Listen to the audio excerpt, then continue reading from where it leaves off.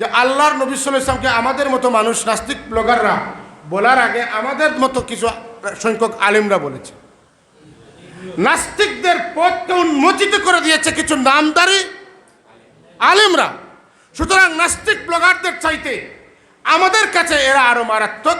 আর আল্লাহ তাদের ব্যাপারে যারা নবীর সাথে বেয়াদবি করবে, নবীর শানকে তারা গোপন করবে, তাদের কথা আল্লাহ নিজে বলেছেন যে তোমরা চিনে নাও, এদের জায়গাটা কিন্তু জান্নাতে নয়, এদের ঠিকানা জাহান্নামে। বাসী সাহেবকে এই দেশের জামাতে হেফাজতে সকলেই মাথায় উঠিয়ে নিল। যখন মিলাদুন নবীর পক্ষে কথা বললেন তখন আমাদের বাটেরা এই যে মৌলানা কি জিঙ্গাবাড়ি মাসার প্রিন্সিপাল, ও বলল মিলাদুন নবীর ব্যাপারে যেসব আলোচনা উনি করেছেন এগুলো ছাগলের 3 নম্বর বাচ্চার মতো কথাবার্তা। আর এর আগে উনি নিজেই বলতেছে যে আব্বাসীর মতো মানুষ মিলাদুন নবীর পক্ষে কথা বলছে। মিলাদুন নবীর পক্ষে কথা বলেছেন দুনিয়া বিখ্যাত মুহাদ্দিসিন, মুফাসসিরিন, দুনিয়া বিখ্যাত ফকিহ, এমনকি মযহবের ইমামরা পর্যন্ত মিলাদুন নবীর পক্ষে কথা বলেছেন। ইমাম জালালউদ্দিন সুয়ুতী রাহমাতুল্লাহ আলাইহি, যার তাফসীর না পড়লে কোনো মানুষ আলিম হতে পারে না, এই তাফসীরের নাম হচ্ছে তাফসীরে জালালাইন। তার লিখিত একটি তাফসীরের কিতাব আদ-দুররুল মনসুর, তিনি সমস্ত কোরআন শরীফের আয়াতকে হাদিস শরীফ দিয়ে তাফসীর করেছেন। এটা দুর্লভ তাফসীরের কিতাব। সেই ইমাম জালালউদ্দিন সুয়ুতী রাহমাতুল্লাহ তাআলা আলাইহি মিলাদুন নবীর পক্ষে ফতোয়া দিয়েছেন তার হাওয়াইল ফাতাওয়ি কিতাবের একটা রিসালার মধ্যে। আর সরাসরি তিনি মিলাদুন নবীর বরকত সম্পর্কে বলতেছেন, মা মিন মুসলিমিন কারা ফি বাইতিহি সিরাতুন নবী সাল্লাল্লাহু আলাইহি ওয়াসাল্লাম ইল্লা রাফা আল্লাহু তাআলা আল কাহতা ওয়াল ওয়াবাআ ওয়াল হারকা ওয়াল আফাকা ওয়াল বালিয়াতা ওয়াল নুকবাতা ওয়াল বুগদা ওয়াল হাসাদা ওয়া আইনাস সুআ ওয়াল লুসুসা আন আহলে বাইতিহি ফাইজা মাতা হাওয়ানাল্লাহু তাআলা আলাইহি জবাব মুনকারিন ওয়া নাকির ওয়া কানা ফি মাকআদি সিদকিন ইনদা মালিকিন মুক্তাদি। উনি বলতেছেন মিলাদুন নবীর মাহফিল যারা পালন করবে এবং এখানে নবীর জীবন থেকে আলোচনা করবে তাদের জন্য আল্লাহ পাক দুনিয়া এবং আখিরাতের সব বালা মুসিবত দূর করে দিবে। এমনকি কবরে যাওয়ার পরে যখন তাকে নাকির মুনকির সওয়াল করবেন, তার নাকির মুনকিরের সওয়ালকে আল্লাহ পাক সহজ করে দিবেন যাতে সে উত্তর দিতে পারে। আপনি যদি কোরআনে কারিমকে স্টাডি করেন তাহলে দেখবেন কোরআন শরীফেও এই জুমার দিন হোক আর আরফার দিন হোক, এই দিনগুলো ছাড়া, ঈদুল আজহা ছাড়া, ঈদুল ফিতর ছাড়া আরও ঈদের কথা বলা হয়েছে। যেমন একটি আয়াত হতে ঈসা আলাইহিস সালাম নিজে আল্লাহর কাছে দোয়া করতেছেন, রব্বানা আনজিল আলাইনা মাইদাতাম মিনাস সামাই তাকুনু লানা ঈদাল লিআউয়ালিনা ওয়া আখিরিনা ওয়া আয়াতাম মিন। আসমান থেকে যদি খাদ্য দাও তাহলে আমরা এই দিনকে ঈদের দিন হিসাবে পালন করব। এখন আমি করব, পরবর্তীতে আমার উম্মতের যারা আসবে তারাও ঈদের দিন হিসাবে পালন করবে। আজকে দেখেন যারা বলে যে 2 ঈদ ছাড়া আর কোনো ঈদ নেই, এরা রাসূলুল্লাহর স্বীকৃত জুমার দিনকে ঈদ অস্বীকার করতেছে। অপরদিকে সাহাবায়ে কেরামদের বলা আরফার দিনকে ঈদ অস্বীকার করতেছে। এমনকি ঈসা আলাইহিস সালাম বলতেছেন আল্লাহর পক্ষ থেকে মধ্যবর্তী খাঞ্জা আসলে এই দিনকে ঈদ বানাবে। সেই নবীর কথা যেটা আল্লাহ কোরআন শরীফে বলতেছেন সেই ঈদকে ওরা অস্বীকার করতেছে। আমরা যখন সিলেটে আমাদের সাহেবুল্লাহ 2004 সালে যখন তিনি কি করেছিলেন, শানে রেসালত সম্মেলন করেছিলেন, তখন বলছিল তারা যে শানে রেসালত সম্মেলন এই শিরোনামটাই ভুল। কিন্তু যখন নাস্তিক ব্লগাররা রসুল পাক সুজামের নামে ব্যঙ্গচিত্র করলো এবং আল্লাহ নবীকে খারাপভাবে উপস্থাপন করলো, তখন হাটহাজারী থেকে প্রত্যেক উপজেলায় হেফাজতে ইসলামের নামে শানে রেসালত সম্মেলনের আহ্বান করা হয়েছিল এবং তারা প্রত্যেক উপজেলায় শানে রেসালত সম্মেলন করেছে। তখন কিন্তু বেদাতের টেক লাগানো হয় নাই। আল্লাহ নবী সাল্লাল্লাহু আলাইহি ওয়াসাল্লামের উপরে এই যে আয়াতে কারিমা, এই আয়াতে কারিমাকে নিয়ে অনেকেই ইহুদিদের মধ্যে কথাবার্তা শুরু হয়ে গেল। হুজুর সাল্লাল্লাহু আলাইহি ওয়াসাল্লামের সাহাবী হযরত ওমর রাদিয়াল্লাহু তাআলা আনহু, হযরত আব্বাস রাদিয়াল্লাহু তাআলা আনহুকে ইহুদিরা বলতে লাগলো, তোমাদের নবীর উপরে একটি আয়াত নাজিল হয়েছে, সেই আয়াতটা যদি আমাদের নবীর উপরে নাজিল হতো তাহলে আমরা এই দিনটাকে ঈদের দিন হিসেবে কি করতাম, পালন করতাম। তখন রাসূলুল্লাহর সাহাবী 2 জনই একইভাবে উত্তর দিলেন, হ্যাঁ তোমরা যদি এই আয়াত পাইতা এই দিনকে একটা ঈদের দিন বানাইতা, অথচ এই আয়াতটা যেদিন নাজিল হয়েছিল এটা তো আমাদের জন্য 2টা ঈদের দিন ছিল। সুবহানাল্লাহ। তাহলে বোঝা গেল যে ঈদ শুধুমাত্র শরঈ অর্থে ঈদুল ফিতর, ঈদুল আজহার পরেও লগবী অর্থে ঈদ সাহাবায়ে কেরামরাও আল্লাহ নবী যেভাবে জুমার দিনকে ঈদের দিন বলেছেন, সাহাবায়ে কেরামরাও আপনার কিসের দিনকে, আরফার দিনকে ঈদের দিন বলেছেন।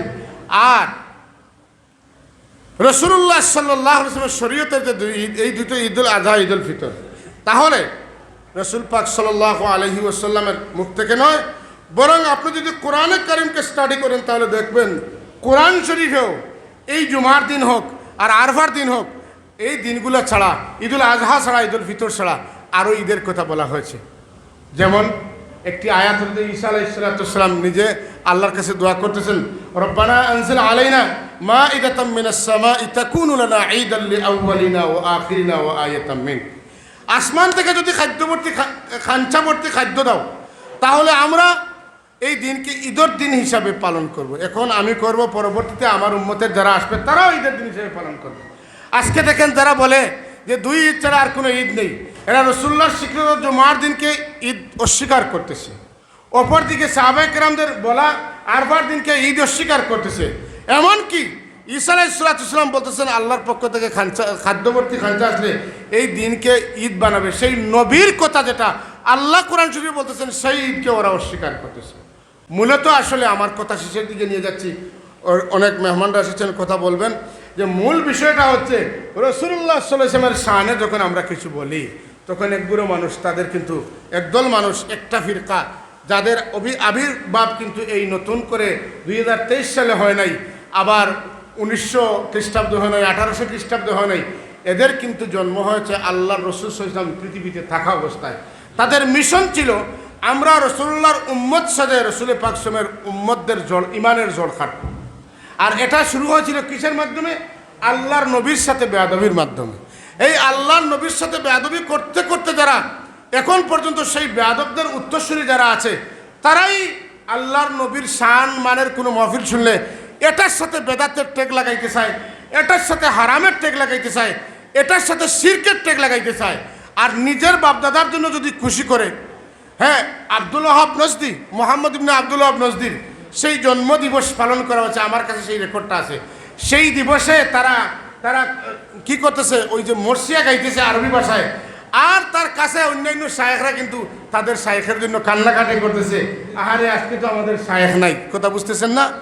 এটা কিন্তু হালাল, এটার মধ্যে কোনো শিরক নাই, এটার মধ্যে কোনো বেদাতের গন্ধ নাই।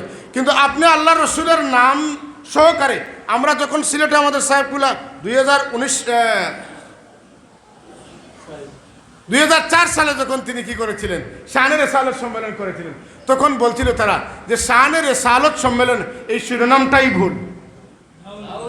কিন্তু যখন আপনার নাস্তিক ব্লগাররা রাসূল পাক সাল্লাল্লাহু আলাইহি ওয়াসাল্লামের নামে ব্যঙ্গচিত্র করলো এবং আল্লাহ নবীকে খারাপভাবে উপস্থাপন করলো, তখন হাটহাজারী থেকে প্রত্যেক উপজেলায় হেফাজতে ইসলামের নামে শানের রেসালত সম্মেলনের আহ্বান করা হয়েছিল এবং তারা প্রত্যেক উপজেলায় শানের রেসালত সম্মেলন করেছে।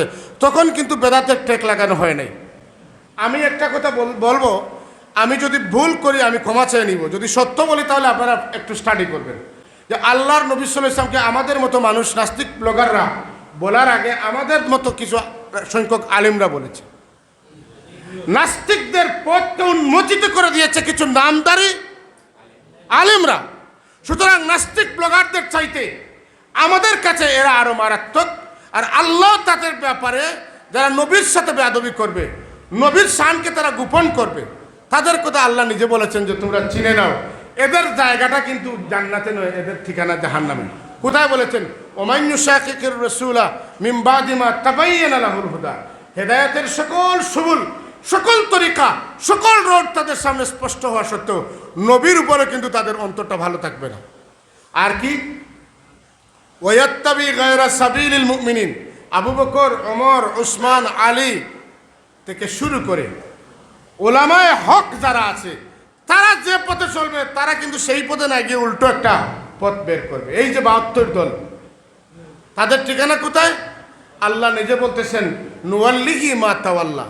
তারা যখন আমার নবীর ব্যাপারে তাদের অন্তর ভালো নয় আর আহলে হকদের পথে যখন তারা চলতে চায় না, তখন তারা যেদিকে যেতে চায় যাক, আমার কোনো বাধা নেই।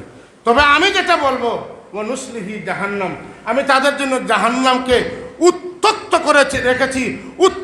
করে রেখেছি, জাহান্নামের আগুনকে খুব মারাত্মক অবস্থায় রেখেছি। ওয়াসাআত মাসিরা, এই স্থানটা কিন্তু কোনো ভালো জায়গা নয়, বরং এটা অত্যন্ত নিকৃষ্ট স্থান। এজন্য দেখবেন যে আল্লাহ রসুল সাল্লাল্লাহু আলাইহি ওয়াসাল্লামের মর্যাদা আপনি বলেন, বেশি বেশি দুরূদ পড়েন, হুজুরকে সালাম দেন, এই সমস্ত মহফিলে কিন্তু তারা নেই। তাদের কপাল কুশ হয়ে যাবে। যখন তাদের স্বার্থের পক্ষে যাবে, এই সমস্ত আলিমদেরকে আন্তর্জাতিক খ্যাতিসম্পন্ন আলিম বলবে, তাদেরকে মাথায় রাখবে। যখন ওই আলিমই আবার মিলাদুন্নবীর পক্ষে বলবেন, কোরআন হাদিস থেকে দলিল দিবেন, গবেষণাধর্মী আলোচনা করবেন, তখন বলবে উনার মতো একজন বড় আলিম কোরআন হাদিস থেকে কুজাইয়া মিলাদুন্নবীর দলিল দেয়। এটা তো এই সমস্ত কাজ তো হচ্ছে ছাগলের 3 নম্বর বাচ্চার কাজ। নাউজুবিল্লাহ। আব্বাসী সাহেবকে এই দেশের জামাতে হেফাজতি সকলেই মাথায় উঠিয়ে নিল।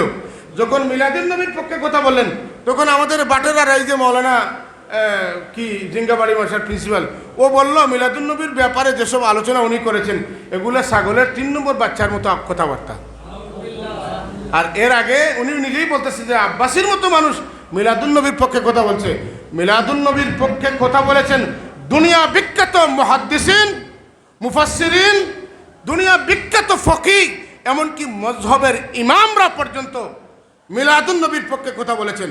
আজকে আমি একটা ডকুমেন্ট আপনাদের সম্মুখে পেশ করতে চাই। দীর্ঘ সময় আলোচনা করা সম্ভব নয়, আমি 1-2টি উদাহরণ আপনাদের সামনে দিই। আজকের দিনে আমরা কোথায় আছি, কারা কি বলতেছে, আমাদের ছেলেরা এখান থেকে বিভ্রান্ত হচ্ছে, কিন্তু আমরা ইনশাআল্লাহুল আজিজ তাদের মোকাবেলা করার জন্য আমি মনে করি আমাদের মতো মানুষের প্রয়োজন নয়। আমরা নগণ্য মানুষ, আমাদের কোনো একটা ছাত্র যদি বের হয় তাহলে ওর সামনে তারা দাঁড়াতে পারবে না, কখনো পারবে না।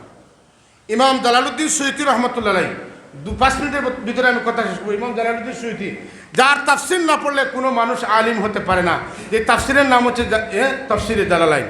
তার লিখিত একটি তাফসিরের কিতাব আদ-দুররুল মনসুর, তিনি সমস্ত কোরআন শরীফের আয়াতকে হাদিস শরীফ দিয়ে তাফসির করেছেন। এটা দুর্লভ তাফসিরের কিতাব, যার লিখিত কিতাব কামিল জমাতে পড়ানো হয়। যে কিতাবের নাম হচ্ছে আল-ইতকান ফি উলুমিল কোরআন। সাহেবকুল্লাহ নিজে বলেছেন, আমার জীবনে আমি বারবার প্রথম থেকে শেষ পর্যন্ত ইতকান পড়েছি। যখনই আমি পড়েছি তখনই এটার ভিতর থেকে নতুন ইলম আমি পেয়েছি, অর্থাৎ তখন আমার ব্রেইনে এটা আসে নাই, কিন্তু আবার পড়ার পরে নতুন একটা জিনিস আমার বিবেকের মধ্যে চলে আসছে। সেই ইতকান ফি উলুমিল কিতাব, আস্থা পৃথিবীতে এই কিতাবটা পরিচিত।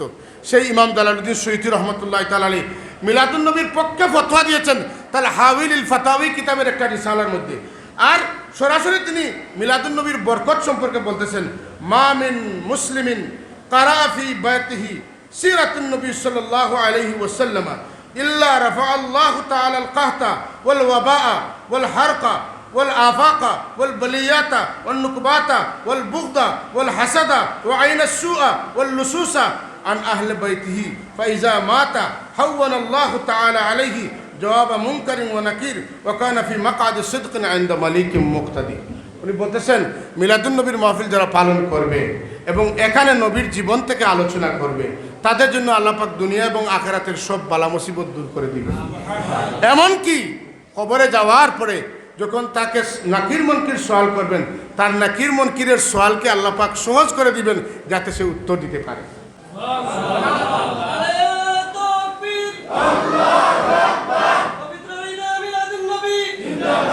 আচ্ছা শুনেন, আরেকটা কথা শুনুন।